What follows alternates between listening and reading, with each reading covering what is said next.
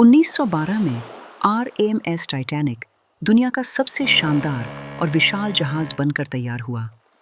Southampton port पर खड़ा यह जहाज अपने समय की शान और ताकत का प्रतीक था। लोग उत्साह और उम्मीदों के साथ चढ़ने आए, लेकिन किसे पता था कि यह सफर इतिहास की सबसे बड़ी त्रासदी में बदल जाएगा। हर कोई उसकी भव्यता को देखकर मंत्रमुग्ध था, जैसे समय खुद इस जहाज के लिए थम गया हो। संपूर्ण दुनिया के लोग इसकी भव्यता का हिस्सा बनने पहुंचे। अमीर लोग अपने शानदार कपड़ों में, ज्वेलरी और चमकदार पोशाक के साथ एंट्री ले रहे थे। उनके पीछे सर्वेंट्स लगेज उठा रहे थे। तीसरे क्लास के लोग सिंपल कपड़ों में, होपफुल और एक्साइटेड फेसेस के साथ चढ़ रहे थे। बच्चे खेल रहे थे और लोग नई जिंदगी की उम्मीद के साथ अपने परिवारों के साथ खड़े थे। टाइटैनिक धीरे धीरे पानी में आगे बढ़ा। ओशन पर उसकी चमकती हुई हुल और स्टीम फॉग के बीच एक सिनेमैटिक दृश्य बन रही थी।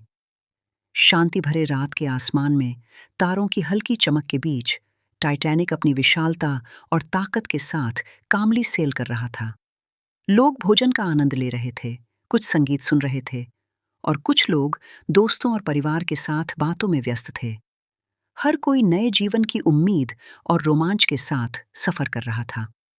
लेकिन तभी दूर से आइसबर्ग के लिए चेतावनी आई। वायरलेस ऑपरेटर ने संदेश रिसीव किया, आइसबर्ग अहेड। लुकआउट ने बिनोक्यूलर्स से अंधेरी समुद्री रात में आइसबर्ग को देखा। कैप्टन और ऑफिसर्स ने इसे गंभीरता से नहीं लिया।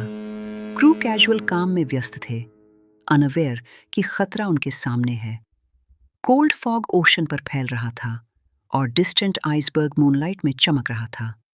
रात के अंधेरे में टाइटैनिक आइसबर्ग से रब करता हुआ, स्पार्क्स फ्लाइंग, मेटल स्क्रैप की जोरदार आवाज। होल के अंदर पानी तेज रफ्तार से घुस रहा था। इंजन रूम फ्लड हो गया, वर्कर्स पैनिक में थे। शिप डिजाइनर वरीड फेस के साथ डैमेज कैलकुलेट कर रहा था। कैप्टन को बताया गया, शिप विल सिंक। पैसेंजर्स अभी भी अनअवेयर थे, कुछ खाना खा रहे थे, कुछ आराम कर रहे थे। वाटर लोअर डेक्स में तेजी से भरने लगी।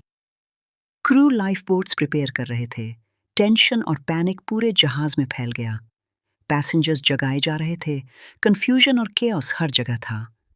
विमेन और चिल्ड्रन को लाइफ बोट्स की तरफ ले जाया जा रहा था। शिप स्लाइड टिल्ट होने लगी, नोटिसेबल लीन दिखाई दे रही थी। लाइफ बोट्स स्लोली लोअर हो रही थीं। लोग रो रहे थे। कुछ लाइफ बोट्स आधी खली निकल रही थीं।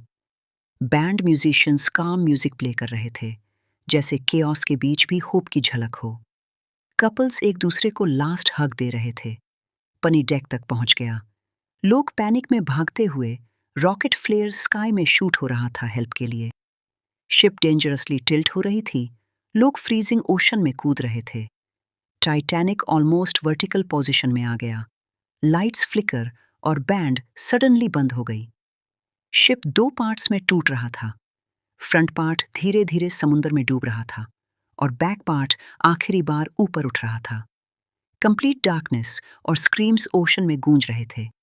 पीपल फ्रीजिंग वाटर में स्ट्रगल कर रहे थे। ट्रैजिक और इमोशनल केओस पूरे समुद्र में फैल चुका था। दूर से आरएमएस कारपेथिया रेस्क्यू के लिए आई। सर्वाइवर्स टी के हुए और शॉक्ड लाइफ बोट्स में थे। आइस कोल्ड ओशन और अंधेरे में उनका संघर्ष अब धीरे धीरे समाप्त हो रहा था। जो लोग बच गए, उनकी आंखों में डर, आंसू और राहत का मिश्रण था।